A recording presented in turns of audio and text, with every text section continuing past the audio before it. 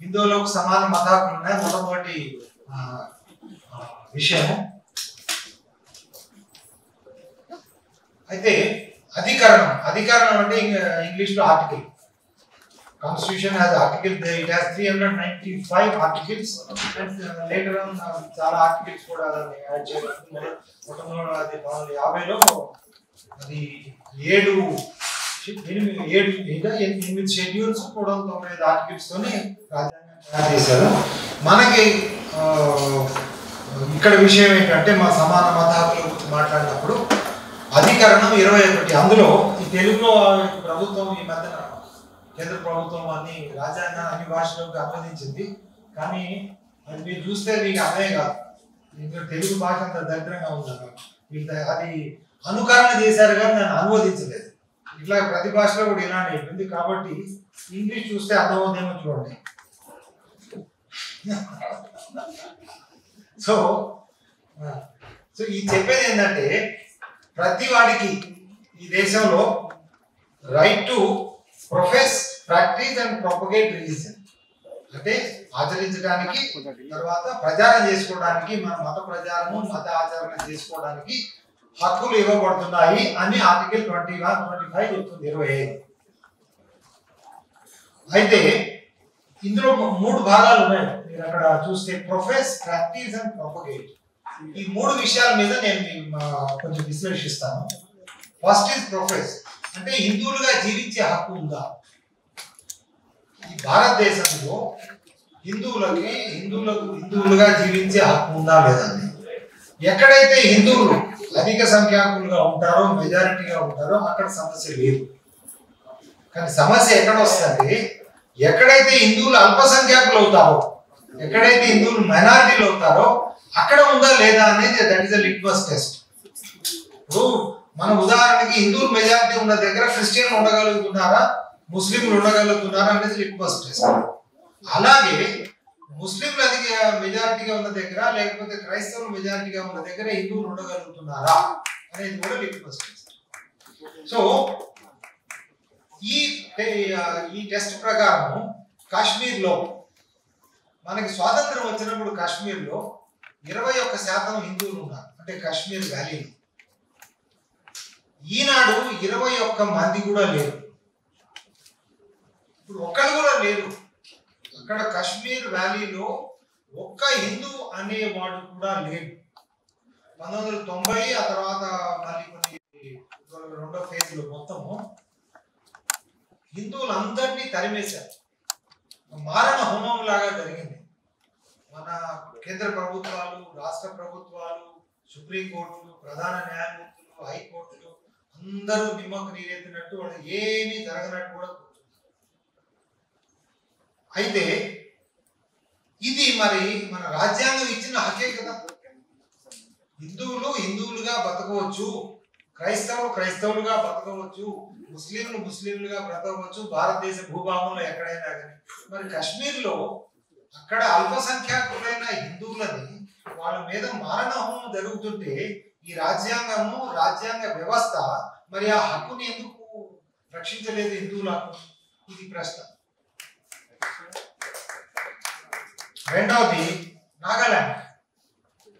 మొన్న ఒక 7-8 నెలల క్రితం జ్యోతిర్మఠ్ శంకరాచార్యుల వారు, అవిముక్తేశ్వరానంద సరస్వతి గారు గోహత్య నివారణ కోసము దేశమంతా తిరిగారు. ఆయన ప్రతి రాష్ట్ర రాజధానికి వెళ్ళి అక్కడ మీటింగ్ పెట్టి గోహత్యను మనం నిషేధించాలి, ఎందుకంటే గోవు మనకి పవిత్ర అది. సో కాబట్టి ఆయన నాగాలాండ్ వెళ్ళడానికి అక్కడ నుంచి ఫ్లైట్లో వెళ్తే ఆయన విమానాన్ని అక్కడ దిగనేలే. రెండవది రాష్ట్ర ప్రభుత్వం ఒక ఆర్డర్ ఇష్యూ చేసింది, ఇక్కడ దిగడానికి వీలు లేదు. ఒకవేళ ఆయన వేరే దారిలో ఏమైనా వచ్చినా కానీ ఎలాంటి మీటింగ్లు కూడా ఇక్కడ పెట్టడానికి వీలు లేదని నాగాలాండ్ ప్రభుత్వం, హోమ్ డిపార్ట్మెంట్ దానికి ఆర్డర్ ఇష్యూ చేస్తారు.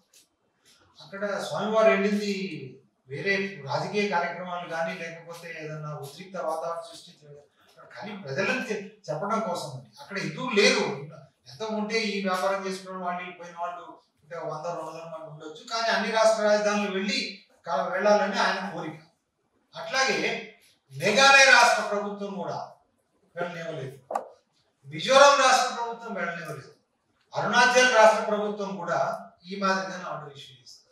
ఈ 4 రాష్ట్రాలు అంటే ఒక హిందూ అయిన, అందులో హిందూ మత పెద్ద అయిన శంకరాచార్యుల వారికే అక్కడ పోవడానికి మన నిషేధం ఉంటే సాధారణ హిందువుల పరిస్థితి ఏంటి? ఎందుకంటే అది క్రైస్తవ మెజారిటీ రాష్ట్రాలు.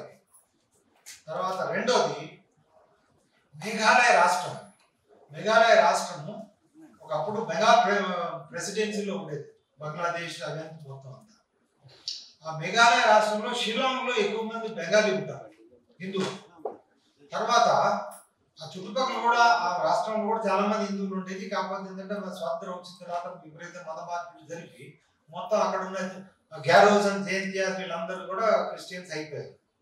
ఇప్పుడు ఎవరైతే ఆ అవశేష హిందువులు ఉన్నారో, మిగిలిపోయిన హిందువులు ఉన్నారో, వాళ్ళ ఇంట్లో ఎవరైనా చనిపోతే దహనం చేయడానికి క్రిస్టియన్లు పర్మిషన్ ఇవ్వరు. వీళ్ళు ఏం చేస్తున్నారు, రాత్రిపూట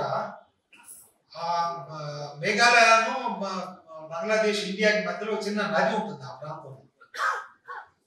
రాత్రిపూట వాళ్ళు ఈ కావడి కట్టుకొని ఆ శవాన్ని ఆ నది దాటిపోయి ఆ మధ్యలో ఉన్న లంకలో, బంగ్లాదేశ్ కిందకి వస్తుంది, అక్కడ ఆ ఇసుక లంకలో రాత్రిపూట ఎవరు తెలియకుండా దాన్ని ఆ శవాన్ని దహనం చేసి రావాల్సి వచ్చిన దుస్థితి ఈనాడు హిందువులకు మేఘాలయంలో ఉంది. అంటే చనిపోయిన వ్యక్తికి దహనం కూడా చేయనివ్వనంత ఇది.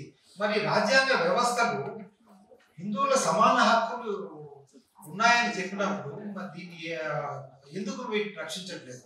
మేఘాలయ హైకోర్టు ఉంది, మేఘాలయలో హైకోర్టుకు వెళ్తే హైకోర్టు పట్టించుకోలేదు, సుప్రీంకోర్టు ఉంది, మేఘాలయ ప్రభుత్వం ఉంది, గవర్నర్ ఉన్నారు, కేంద్ర ప్రభుత్వం ఉంది. మరి ఏం చేస్తున్నారు వీళ్ళంతా? రాజ్యాంగం మన రక్షణ సమాన హక్కులను, మన మత హక్కులను రక్షించకూడదు. తర్వాత ఈ విధంగా ఎక్కడెక్కడైతే ఏ ఏ జిల్లాలలో, ఏ ఏ ప్రాంతాలలో, ఏ ఏ గ్రామాలలో హిందువులు మైనారిటీలు అయిపోయారో అక్కడ వాళ్ళ దుస్థితి చాలా దారుణంగా ఉంది పరిస్థితి. కాకపోతే మనం ఇక్కడ సిటీలో ఉన్నాం కాబట్టి మనకు తెలియదు, కొంచెం అది రూరల్ ఏరియాస్ పోయి ఆయా ప్రాంతాలకు పోయి మనం చూస్తే తెలుస్తుంది పరిస్థితి. సో అమలు రాజ్యాంగంలో రాసింది బాగానే ఉంది, కానీ అమలు చేయని హక్కు, అది హక్కే కాదు. ఇప్పుడు ఒక ఇల్లు నా పేరు మీద ఉంటుంది, అది నా ఇల్లే, కానీ ఎవరో వచ్చి కబ్జా చేసి నన్ను అక్కడ ఫోన్ ఇయ్యరు, అది నా ఇల్లు ఎలా అవుతుంది? పేరుకే, కానీ అది నా ఇల్లు అని చెప్పుకోవడానికి కాదు. రెండవది ప్రాక్టీస్, అంటే ఆచరించే, మతాన్ని ఆచరించే హక్కు హిందువులకు ఉందా అంటే ప్రభుత్వ ప్రమేయం లేకుండా, లేకపోతే ప్రభుత్వ జోక్యం లేకుండా, కోర్టుల జోక్యం లేకుండా ఉందా అనేది. ఉదాహరణకి మీరు శబరిమల కేసు ఎంతమంది విన్నారో నాకు తెలియదు. శబరిమల ఒక ప్రత్యేకమైన అయ్యప్ప స్వామి దేవాలయం. అక్కడ దేవుడు నైష్టిక బ్రహ్మచారి. నైష్టిక బ్రహ్మచారి అంటే ఆడవాళ్ళు ముఖ్యంగా ఇది వయసులో ఉన్న ఆడవాళ్ళని కూడా చూడరు ఆయన. అంటే 10 సంవత్సరాలు ప్యూబెరిటీ రాకముందు బాలికలను చూస్తారు, ప్యూబెరిటీ అయిపోయిన తర్వాత 55-60 సంవత్సరాల ఆడవాళ్ళు కూడా వెళ్ళొచ్చు. కానీ ఆ మధ్యకాలంలో ఉన్న ఆడవాళ్ళని నైష్టిక బ్రహ్మచారి అని, ఇది అనాదిగా వస్తున్న ఒక ఆచారం. అక్కడ ఉన్న ఆడవాళ్ళకి ఇబ్బంది లేదు, మగవాళ్ళకి ఇబ్బంది లేదు, ఎవరికి ఇబ్బంది లేదు. అట్లాగే మీకు త్రివేంద్రంలో ఒక దేవాలయం ఉంటుంది, అక్కడ కేవలం ఆడవాళ్ళే వెళ్ళగలరు, మగవాళ్ళు ఆ దేవాలయం రానివ్వరు.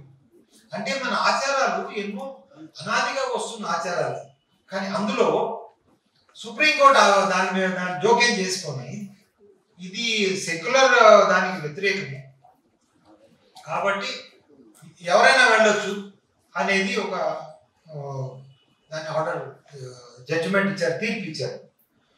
మరి మసీదుల్లోకి ఎంతమంది ముస్లింలు వెళ్తున్నారండి? ముస్లిం మహిళలు వెళ్ళి అక్కడ నమాజ్ చేస్తారు. ఏ మసీదులోనన్నా ముస్లిం మహిళలు వెళ్ళడం చూసారా? మరి సుప్రీంకోర్టు కేవలం ఒకే ఒక గుడి, దేశం మొత్తం మీద ఇది ఒకటే గుడి, ఎందుకంటే దాని ఆచారం అది. ఆ ఆచారాన్ని పాటించడానికి సుప్రీంకోర్టు దాని మీద అడ్డుకట్ట వేస్తుంది. కానీ దేశంలో ఉన్న 5 లక్షల 10 లక్షల 4 లక్షల ఇన్ని మసీదులు ఏ ఒక్క మసీదులోనైనా కానీ ముస్లిం మహిళ వెళ్ళి అక్కడ నమాజ్ చేయగలదా? మరి ఈ విషయం మీద సుప్రీంకోర్టు ఎందుకు పట్టించుకోదు? తర్వాత పశుబలి అంటారు. ఇప్పుడు త్రిపురలో త్రిపురేశ్వరి దేవాలయం ఉంది. త్రిపుర రాష్ట్రం అగర్తల పక్కన చాలా పెద్ద ప్రసిద్ధి గల దేవాలయం. అక్కడ సంవత్సరానికి ఒకసారి ఆ పండుగ చేసినప్పుడు పశుబలి ఇస్తారు, అదే ప్రసాదం. అట్లాగే కలకత్తాలో కాళీ దేవాలయం, అక్కడ కూడా పశుబలి ఇస్తారు పొద్దున్నే. అది సుప్రీంకోర్టు హైకోర్టు వాటిని నిషేధించాయి.